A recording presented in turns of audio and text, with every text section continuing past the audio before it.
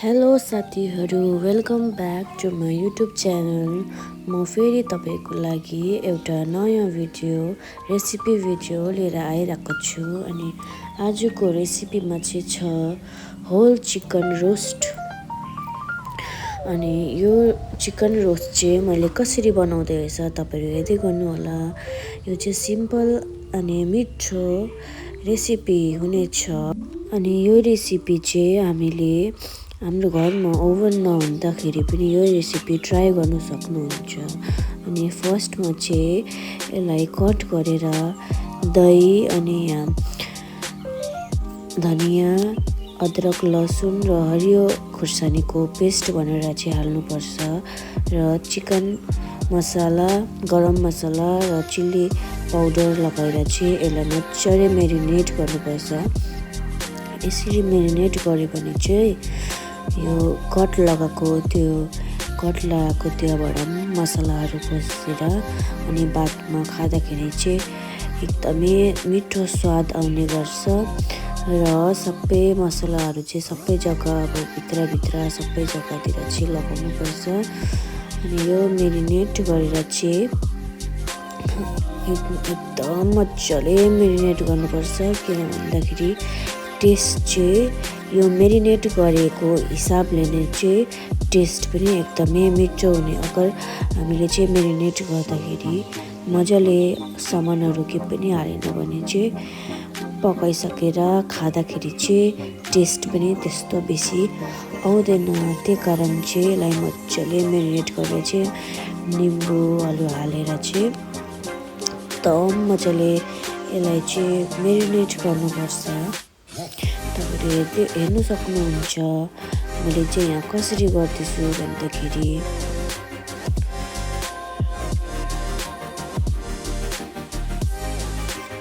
हेर्नु होला। म चाहिँ यो चिकन रोस्ट चाहिँ कुकरमा बनाउने वाला छु।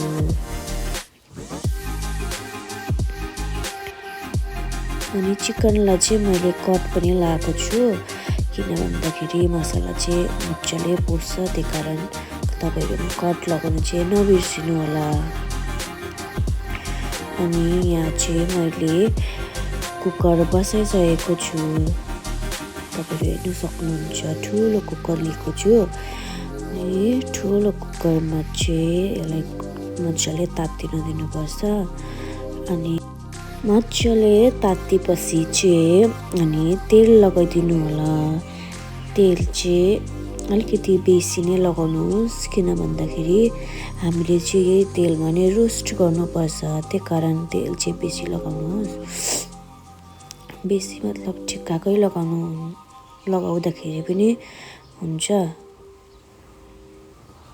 अनि यो तेललाई चाहिँ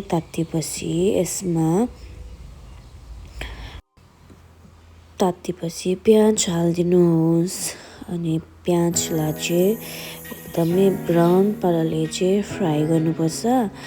अनि प्याज हालिसकेर चाहिँ अनि त्यसमा प्याज चाहिँ ब्राउन भयो भने चाहिँ अनि यसमा तपाईँले लगाउनु होला अलिकति चिनी।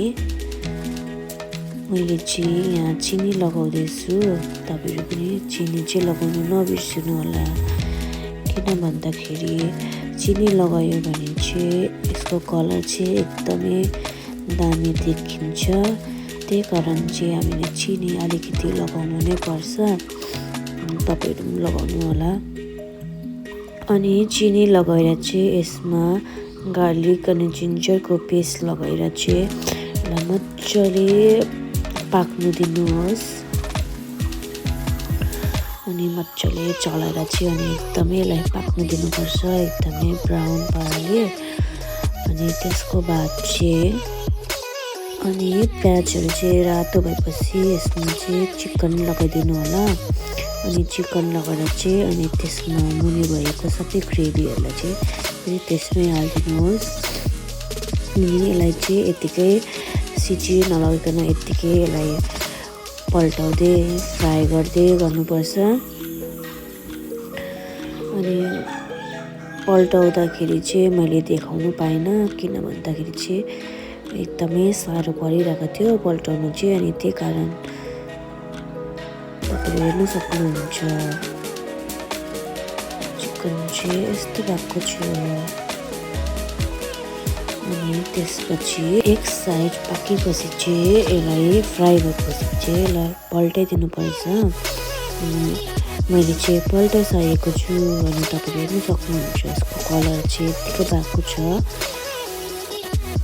अन्त त्यहाँबाट चाहिँ उतापट्टि पनि पाकिसकेर चाहिँ अनि फेरि यसलाई पल्टाएर चाहिँ अनि यसलाई चाहिँ 6-7 सिटी लगाएर चाहिँ पकाउनु पर्छ।